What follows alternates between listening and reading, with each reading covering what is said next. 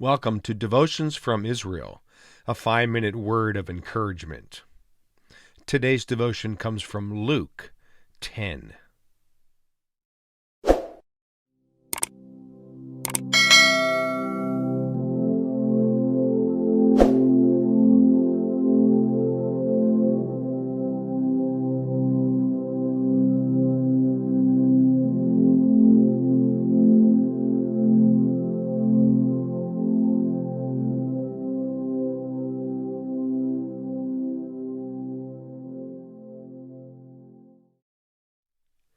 Israel is a place where we can actually see and hear the words of Jesus come to life really right before our very eyes.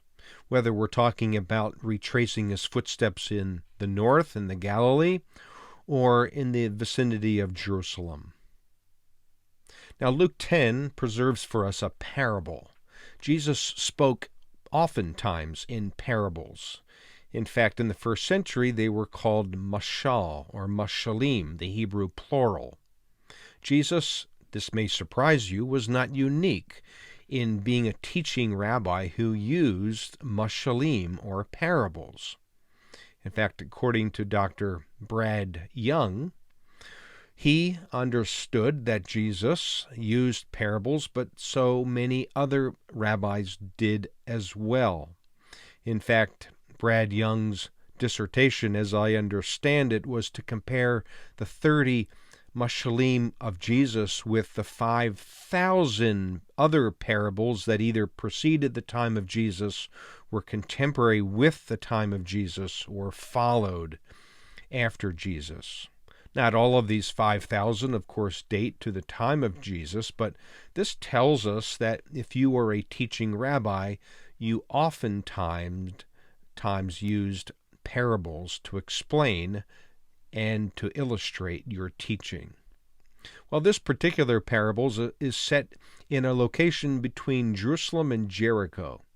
Now, the distance between the two cities is about 18 miles. Jerusalem is about 3,000 feet above sea level, and Jericho is about 1,000 feet or so below sea level. That's a big difference of about 4,000 feet. In fact, what's between the two cities, between Jerusalem and Jericho, is the Judean Desert. It's a dry and weary land where there is not much water, as Psalm 63 tells us.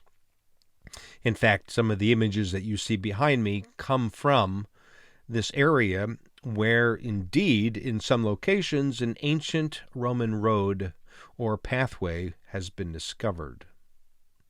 It drops down through what is called the Wadi Kelt today.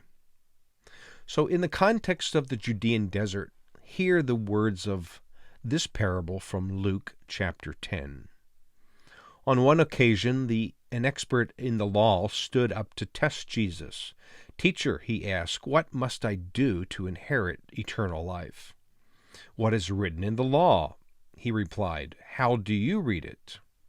He answered, "Love the Lord your God with all your heart, your soul, your strength, and all your mind, and love your neighbor as yourself." Of course, this gentleman is quoting from Deuteronomy 6 and Leviticus 19. Jesus replied, "You have answered correctly. Do this and you will live." But he wanted to justify himself, so he asked Jesus, "And who is my neighbor?" In reply, Jesus said, "A man was going down from Jerusalem, literally from the hill country, descending down through the Judean Desert towards Jericho. When he was attacked by robbers, they stripped him of his clothes, they beat him and went away, leaving him half dead. A priest happened to be going down the same road. And when he saw the man, he passed by on the other side. So too a Levite, when he came to the place and saw him, passed by on the other side. But a Samaritan from the hill country of Ephraim, north of Jerusalem, as he traveled, he came to where this man was. And when he saw him, he took pity on him And he went to him and bandaged his wounds, pouring on oil and wine. And then he put the man on his own donkey and brought him to an inn and took care of him there. The next day he took out 2 denarii and gave them to the innkeeper. Look after him, he said, and when I return I will reimburse you for any extra expenses you may have. Which of these 3 do you think was a neighbor to the man who fell into the hands of the robbers? The expert of the law replied, the one who had mercy on him. Jesus told him, go and do likewise. So who is that neighbor in your life who needs special attention or is in need, perhaps in a financial or physical need, perhaps in a relational need, maybe a person who's lonely or distraught or in a circumstance that is causing all kinds of difficulties and issues? Who is that neighbor who Jesus wants you to go and reach out and show pity upon? Who is that neighbor that God is calling me to reach out to? That's a striking question, is it not? We can easily justify our own faith by saying, today I'm walking with the Lord, I'm praying, I had my devotions, but perhaps that's all the further we go or advance in our faith. Every day provides a new opportunity for us to look for that neighbor, perhaps in need, a neighbor or a person.